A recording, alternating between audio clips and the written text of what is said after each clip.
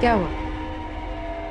वक्त आ गया है मधु अपने ईश्वर को याद करने का, उनके सामने अपनी सच्ची झूठी सारी बातें कहने का। अरे तुम तो परेशान लग रही हो। ये लो, पी लो, पियो। हाँ पर पीकर गिरना मत, बहुत सारी बातें करनी है तुमसे।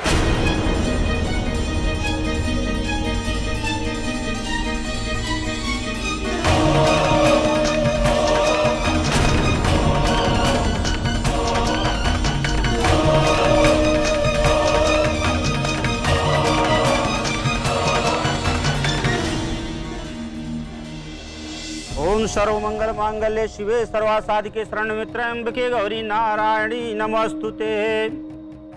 राधा जी, आप अपने बहू को बुला लीजिए जिनके हाथों से पूजा होनी। हाँ, आ रही है।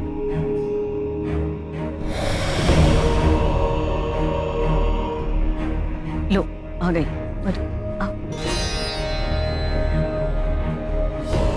ओम भद्रं कर्णेभिः शृणुयाम देवा भद्रं पश्चिमाभिरजत्राः।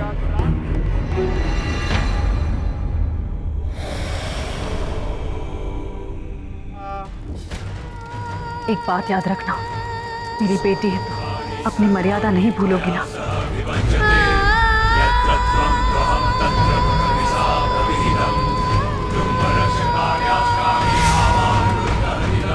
अब देखें कि अपने ईश्वर के सामने तुम कितना सच बोल पाती हो और कितना झूठ।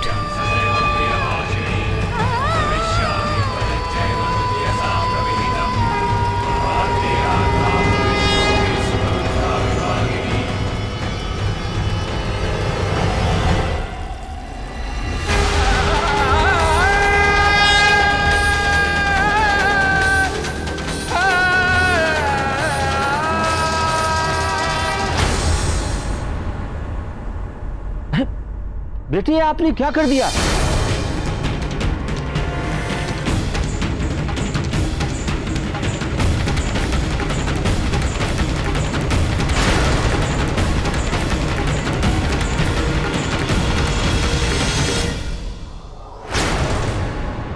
मैंने आपसे कहा था कि घी का कलश उठाइए और अग्नि में घी की आहुति दीजिए, और आपने तो जल की आहुति दे दिया। पता नहीं, मैं कोई बात नहीं।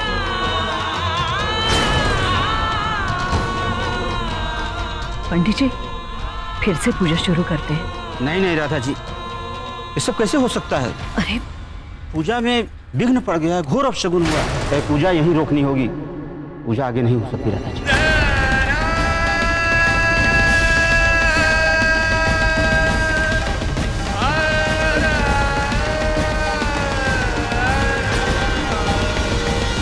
मधु, क्या हुआ ये सब?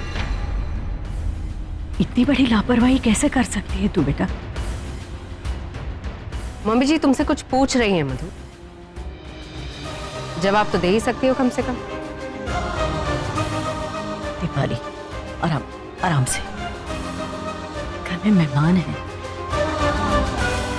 माँ, मेरी तबीयत कुछ ठीक नहीं लग रही। ठीक है, जाके आराम कर। जी माफ।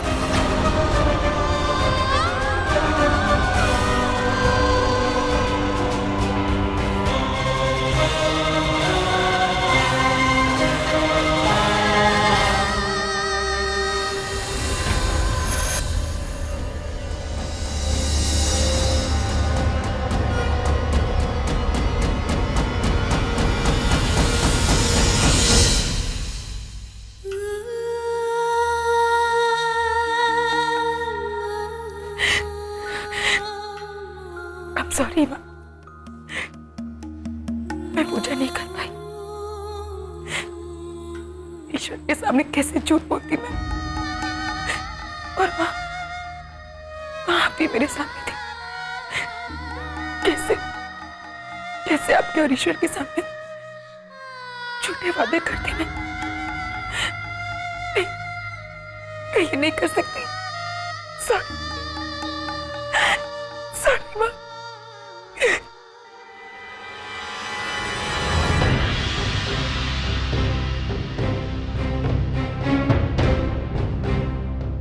माफ कीजिएगा सरोज, ये पूजा में जो भी कुछ हुआ उसके लिए माफी चाहती हूँ मैं। कोई बात नहीं राधा जी, जो हुआ सो हुआ।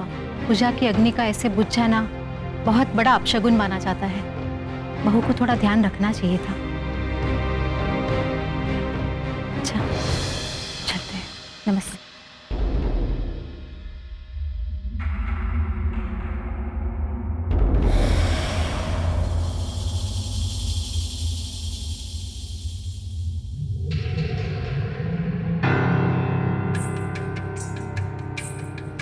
मम्मी जी,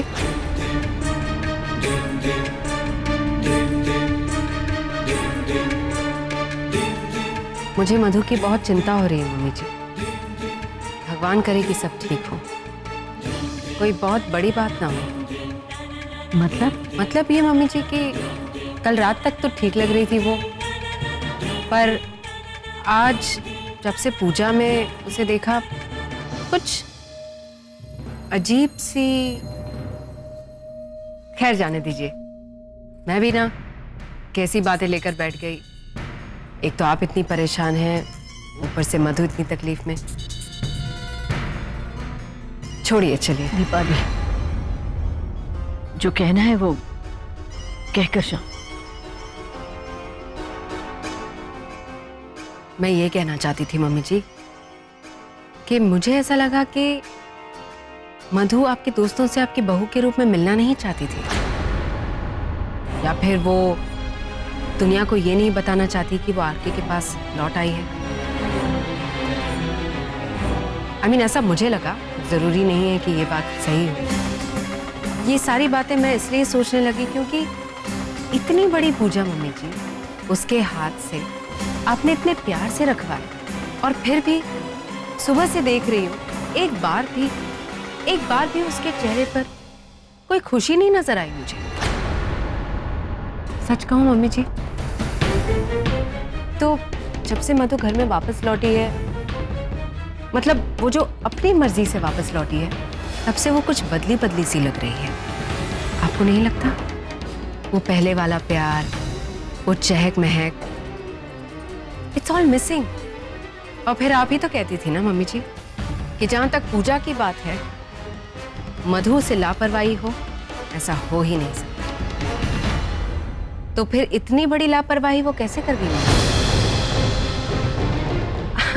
आप ही देखिए, अरे किस आग में घी डालना है, किस आग में पानी, इतना तो मैं भी जानती हूँ। तो फिर वो कैसे आग और पानी में फर्क नहीं देख पाई? ये वही मधु है ना मम्मी जी जो पैदल सिद्धिविनायक मंदिर गई थी, जो रात भर जगराता में बिना पलके झपकाए रह सकती है। तो फिर ये मधु अचानक इतनी बदली बदली सी क्यों? ऐसी मधु से इतनी बड़ी गलती कैसे हो गई? बात कुछ क्या कहना क्या चाहती है तू? बस इतना मम्मी जी कि जब आरके जबरदस्ती मधु को इस घर में लेकर आया था शादी करके, तब भी ऐसी गलतियां उससे गलती से भी नहीं हुई। और आज जब वो अपनी मर्जी से अपने दिल से इस घर में लौटी है, तब क्यों इतनी बदली बदली सी? ये वो मधु है ही नहीं मम्मी जी, आपकी प्यारी मधु। आप जरा सोचिए मम्मी जी, उस दिन मधु की माँ जब इस घर से नाराज होकर गई थी, तो क्या मधु एक बार भी उनके पीछे गई उनको मनाने? यहाँ तक कि जब हमने उससे कहा कि हम चौल गए थे उसकी माँ से बात करने, उसने कोई रिएक्शन ही नहीं दिया। इन सब बातों के बारे में जब मैं सोचती हूँ तो मेरे मन में सवाल उठते हैं मम्मी जी कि क्या मधु इस घर में अपने दिल से आपकी बहू और आरती की पत्नी बन के लौटी है, या फिर आपको भी ये लग रहा है कि जैसे ये सब कुछ एक बहुत बड़ा झूठ हो, किसी बड़े से खेल का बड़ा सा झूठ?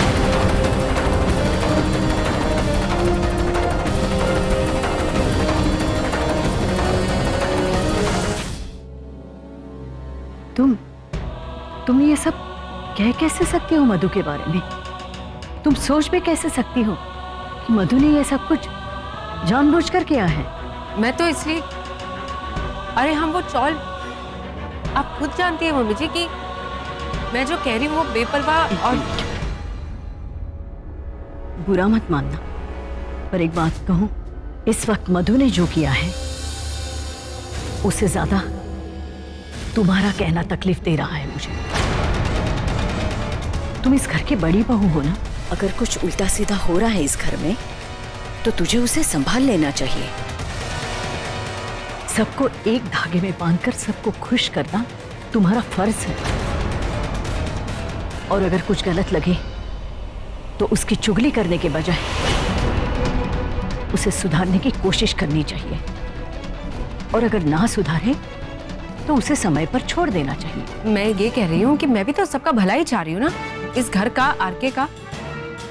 अगर कोई गलती करता है तो उसका नतीजा किसको भुगतना पड़ेगा? दीपाली, मधु कोई नहीं है, वो इस घर का हिस्सा है।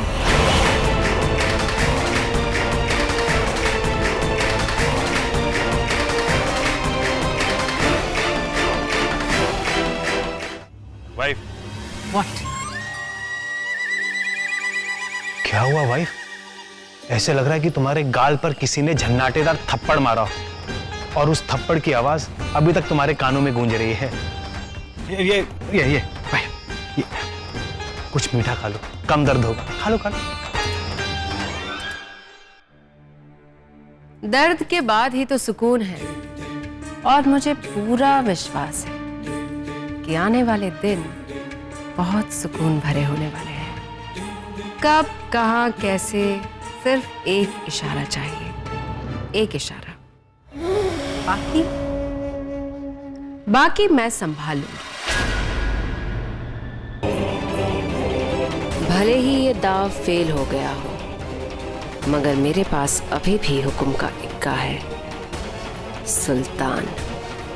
और जिस दिन मैंने वो पत्ता इस्तेमाल कर लिया ना चौलबाला, उस दिन तुम आरके की जिंदगी से आउट।